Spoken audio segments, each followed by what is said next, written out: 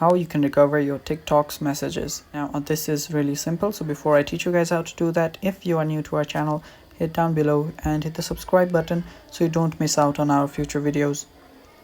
Now let us start. First, open up your TikTok. Now after you open your TikTok, go to your profile.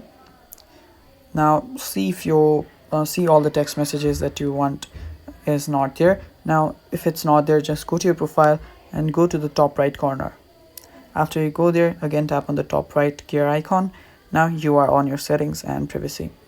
Now under the account section, you will see the account button right there. Tap on account and you will see the option to download your data.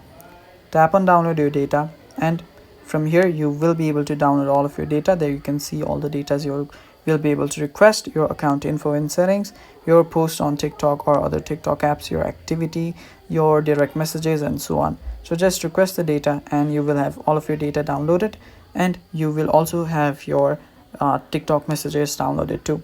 So it's that simple to recover your TikTok messages, guys. That is all for the video. Thank you for watching. Stay tuned for more, and don't forget to like the video.